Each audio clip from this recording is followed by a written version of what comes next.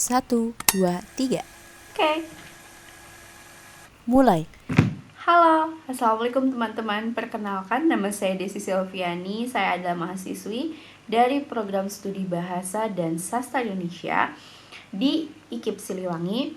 Oke, jadi teman-teman, kali ini saya akan sharing atau saya akan membacakan salah satu sinopsis dari buku yang ditulis oleh pengarang terkenal Indonesia. Teman-teman pasti sudah tahu, apalagi kalau misalkan teman-teman adalah seorang novelis, seorang yang sangat suka sekali membaca novel, pasti teman-teman tahu pengarang ini. Oke, dia adalah Terelie.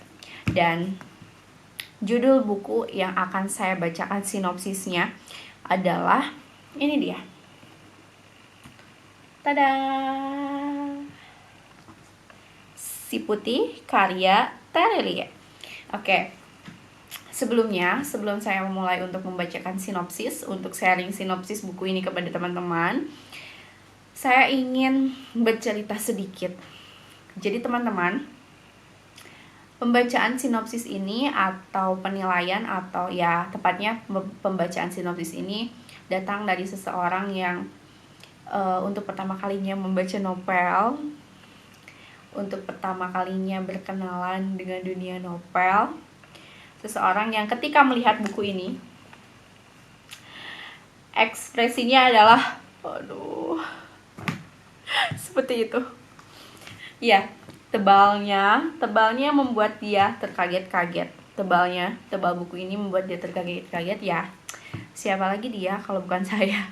Ya, jadi teman-teman, saya itu bisa dibilang tidak suka membaca buku novel, atau lebih tepatnya mungkin belum suka ya.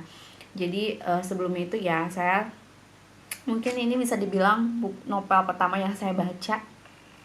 Dan kesan pertama kali saya membaca buku ini, saya menjadi bagian dari buku ini, kesannya itu adalah wow, fiksi sekali gitu. Ini fiksi banget tapi menyenangkan ketika saya menjadi bagian dari cerita ini. Alur ceritanya, tokoh-tokohnya, konfliknya itu fiksi banget, tapi saya suka gitu. Saya seperti menjadi bagian di dalam cerita ini. Nah, jadi teman-teman, sepanjang saya membaca buku ini, buku yang tebalnya sebanyak halamannya itu sebanyak 376 halaman ini, saya menulis beberapa poin. Enggak beberapa sih, ini banyak banget nih. Poin-poin penting di sini, banyak lagi di sini dan di sini ada. Jadi saya menulis hal-hal yang menyenangkan yang ada di buku ini. Saya menulis istilah-istilah yang baru yang saya temukan, yang pokoknya sesuatu yang unik, sesuatu yang menarik, saya tuliskan poin-poinnya di sini. Oke. Jadi mari dengarkan sinopsis ini dari sudut pandang seorang yang pertama kali membaca novel. Oh iya, teman saya tuh bilang ketika saya mencari tahu atau mencari pinjaman untuk novel ini, teman saya tuh bilang, kamu kan gak suka baca novel nih, kamu kan belum pernah baca novel nih.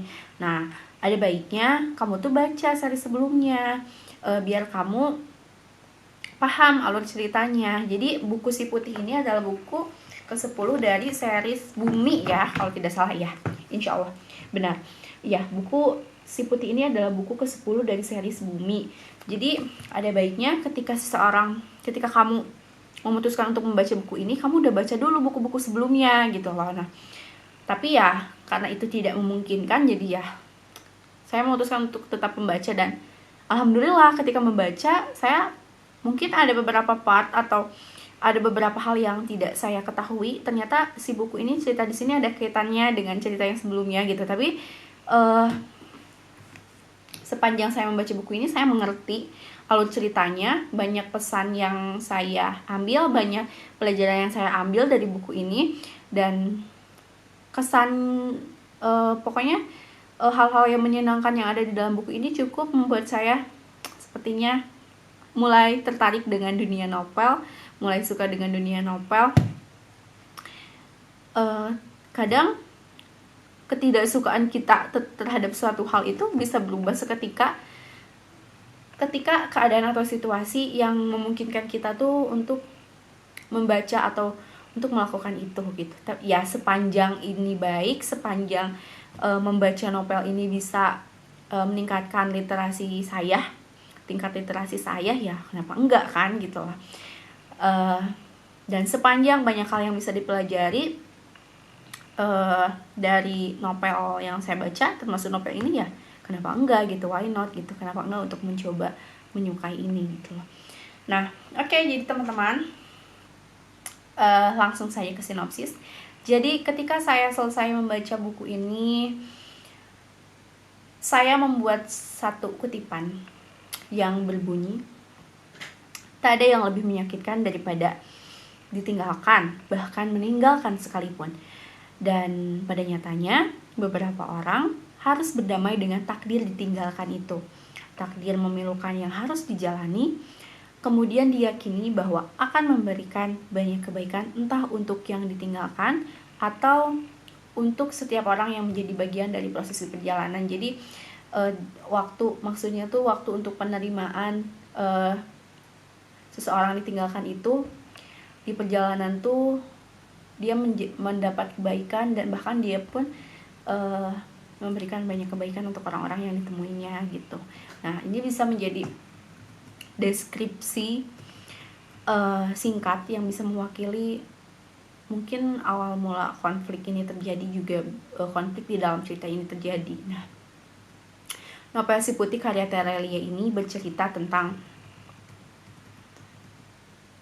kehidupan di sebuah klan yang bernama Klan Polaris. Ini menarik. Klan ini adalah istilah yang baru saya dengar. Tapi saya pernah dengar sih, itu di game COC. Ketika saya SMK, saya mendengar kata klan ini, dan menariknya ternyata klan ini juga digunakan di dalam cerita di novel ini gitu.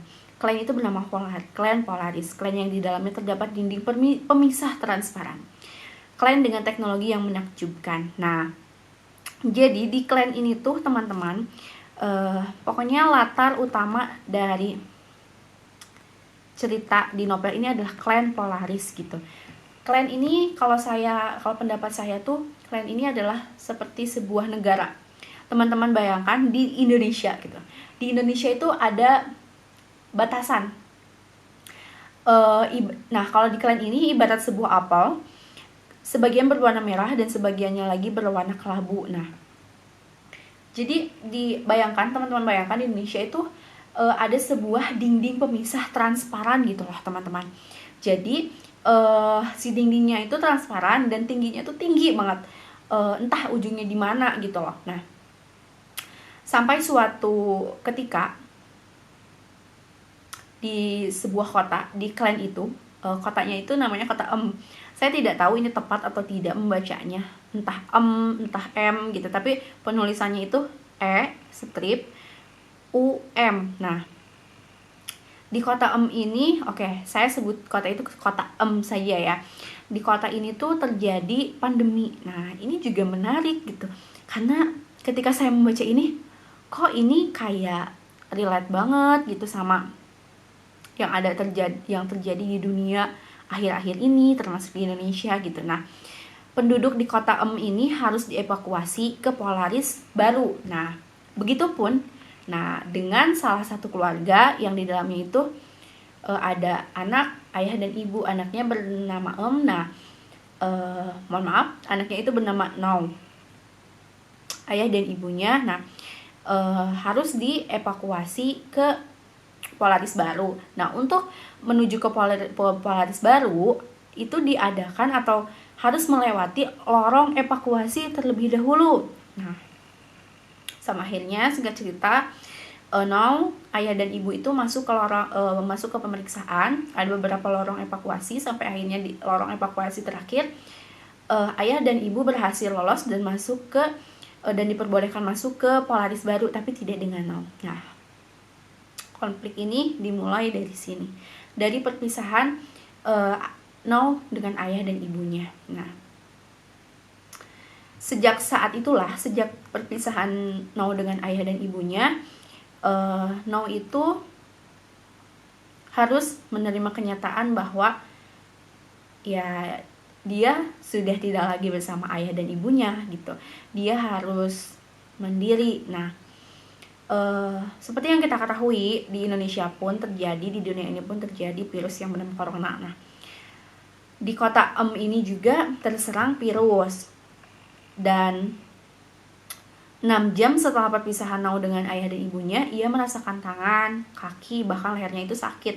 Tubuhnya itu seperti terbakar dan dia mulai merasakan demam tinggi. Nah, ini mirip-mirip kan ketika orang terinfeksi virus di Indonesia gitu ya, virus corona di Indonesia. Nah, tapi di dalam situasinya yang lemah itu, dia tidak bisa menolong dia tidak bisa meminta bantuan kepada siapapun. Karena apa ya? Karena orang-orang di sekitarnya pun ya kesulitan gitu. Intinya semua orang itu sulit.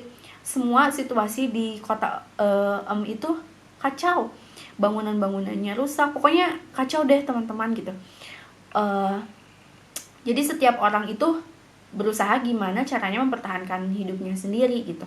Nah, sampai akhirnya Nau itu tiba di sebuah bangunan tua. Dia mendengar suara yang ternyata itu adalah suara anak kucing yang terjepit reruntuhan bangunan, yang akhirnya Nau selamatkan. Nah, Nau itu anak kucing itu diberi nama si putih sesuai dengan warna bulunya. Nah, karena kehadiran kucing itu, rasa kesepian Nau yang sebelumnya merasa sendirian di klan Polaris itu bisa lebih terobati. Nah, selama 6 tahun Nau dan si putih menyusuri atau mengelilingi dinding pemisah transparan itu. Kenapa? Karena Nau masih berharap ya siapa tahu gitu kan ada celah sedikit aja yang dia bisa masuk ke Polaris baru menyusul ayah dan ibunya. Tapi usahanya selama 6 tahun itu sia-sia. Dia tetap tidak bisa menembus dinding transparan itu. Karena ya Nau juga sebenarnya tahu mungkin ya bahwa si dinding transparan itu diciptakan oleh para ilmuwan Polaris dengan sedemikian canggihnya gitu, sedemikian kuatnya. Nah, lalu sampai akhirnya setelah 6 tahun itu, setelah Nau berpisah dengan ibunya, setelah dia berusaha untuk untuk mengelilingi dinding pemisah untuk mencari celah itu, dia ada di titik bisa dibilang pasrah. Ya udahlah gitu, mau gimana lagi, ini mau udah gak akan bisa, mungkin kayak gitu ya. Nah, sampai akhirnya dia memutuskan untuk berpetualang dengan si putih, dan dia itu menemukan sebuah kendaraan bernama yang diberi nama kendaraan paruh perak. Nah, itu kendaraan terbang teman-teman. Jadi benar-benar di novel ini tuh teknologinya luar biasa banget gitu. Saya sampai berpikir kok bisa ya ini pengarang secantik itu gitu, semenakjubkan itu gitu, merangkai sebuah cerita fiksi yang masuk akal tapi ya luar biasa gitu. Kok bisa gitu, intinya tuh kok bisa sih kepikiran gitu, Masya Allah sekali gitu. Nah,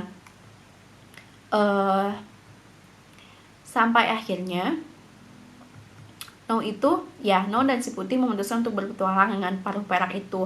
Paruh perak yang canggih, yang bisa terbang, yang di dalamnya terdapat berbagai macam keperluan, dan tentunya paruh perak itu sudah dimodifikasi oleh Nau gitu. Karena Nau ini adalah anak yang cerdas, anak yang pintar, anak yang mandiri, dan anak yang pokoknya bisa dibilang paket komplit deh teman-teman. Nah, ketika ia dan si putih memutuskan untuk berpetualang, tempat pertama yang mereka singgahi adalah padang rumput. Dan di sana ada sebuah rumah kecil yang ternyata dihuni seorang laki-laki tua bernama Pak Tua. Disebut Pak Tua. Pak Tua ini, nah bagian ini tuh membuat saya senyum-senyum sendiri juga. Karena Pak Tuanya itu kenapa? Karena Pak Tuanya itu memakai kursi roda terbang loh teman-teman. Kursi roda terbang, bayangin deh pakai kursi roda terbang gitu, kok bisa gitu.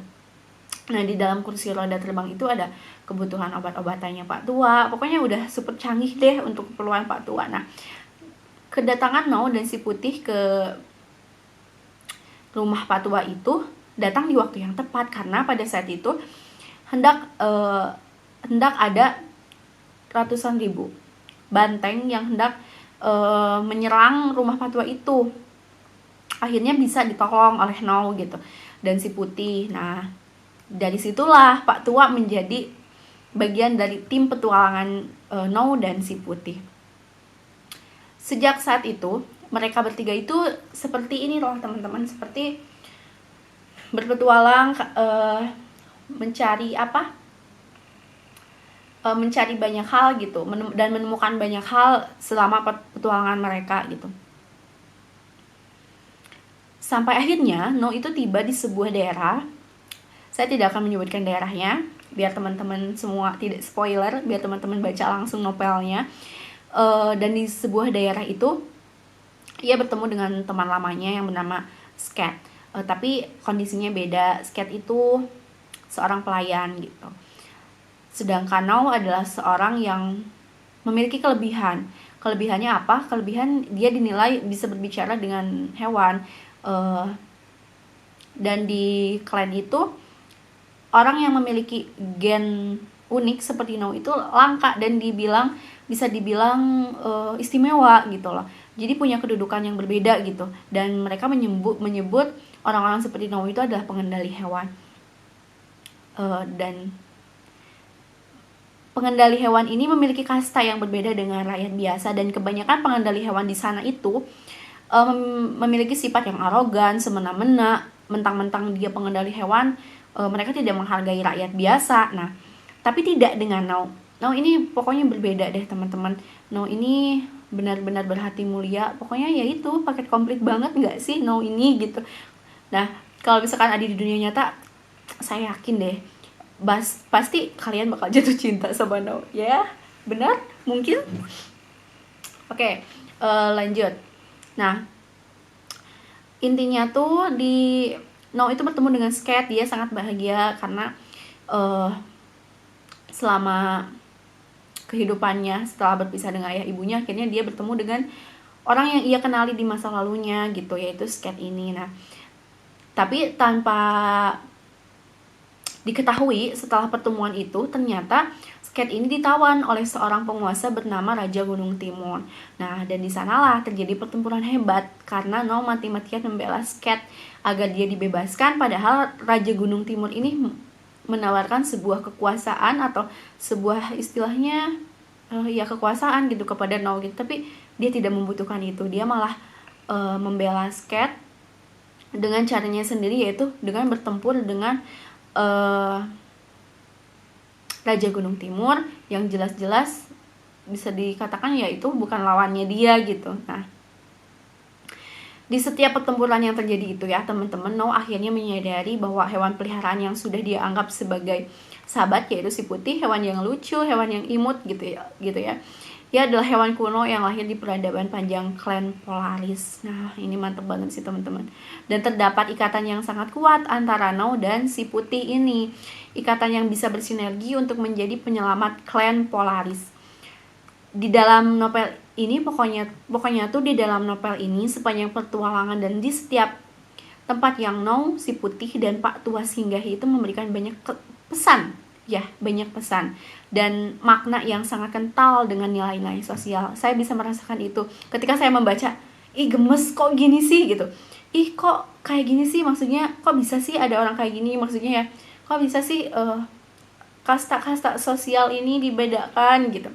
Tapi tanpa disadari itu pun terjadi gitu, terjadi di negara kita gitu, terjadi di sekeliling kita gitu. Jangan bicara negara dulu deh, di sekeliling kita aja gitu, di sekeliling kita. Mungkin dengan versi lebih halus, lebih sederhana gitu, hal itu pun terjadi gitu.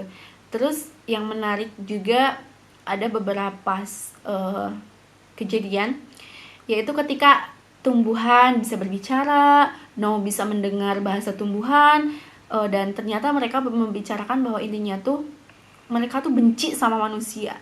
Kenapa? Karena manusia itu sifatnya merusak gitu gara-gara mereka gitu. Mereka gara-gara manusia mereka kehilangan tempat tinggal yang nyaman gitu, gara-gara pokoknya manusia itu merusak gitu. Dan saya seketika berpikir gitu, oh iya ya bener loh, kalau misalkan tumbuhan dan hewan diberi kesempatan, atau kita bisa mendengar bahasa tumbuhan dan hewan seperti No bisa mendengar bahasa mereka, mungkin mereka tuh udah berisik, udah pada protes kali ya sama kelakuan manusia yang menebang pohon, membakar hutan, mendirikan gedung-gedung tinggi gitu, karena ya itu sangat merusak. Nah, pokoknya buku ini menarik. Saya tidak akan membicarakan lebih jauh karena saya ingin teman-teman lebih penasaran, lebih ingin membaca keseluruhan buku ini. Intinya buku ini dari sudut pandang saya sebagai pembaca pemula, sebagai seorang yang tidak suka membaca novel, buku ini menarik untuk dibaca. Rekomen banget lah pokoknya gitu. Bahasanya mudah untuk dimengerti. Jadi si penulis atau si pengarang ini menggunakan bahasa-bahasa yang sederhana, tapi pesan yang ingin disampaikannya itu bisa dengan mudah kita iakan. Sama seperti saya ketika membaca buku ini, ketika ada pesan yang terselip, oh iya ya benar, seketika pikiran saya menyambung-nyambungkan dengan oh iya ya, pokoknya banyak oh iya ya gitu. Jadi pokoknya kalian teman-teman harus baca buku ini. Sekali lagi saya tidak akan membacakan lebih sharing lebih dalam karena supaya teman-teman tidak spoiler gitu. Nah, intinya itu teman-teman, di setiap perjalanan, di setiap petualangan yang terjadi di buku ini, di setiap tempat yang No dan Pak Tua singgahi dan si Putih singgahi itu memberikan banyak pesan. Intinya itu ya. Pokoknya ini fiksi banget, tapi teknologinya keren banget. Pokoknya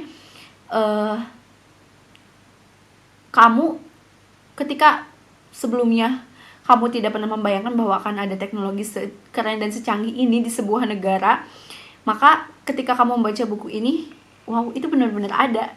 Iya, ada di buku ini dan itu masuk akal. Dan siapa tahu ya teknologi-teknologi yang ada di sini akan ada di dunia ini, di dunia nyata beberapa tahun kemudian, ya kita tidak pernah tahu gitu. Saya Desi Silviani, terima kasih. Assalamualaikum warahmatullahi wabarakatuh.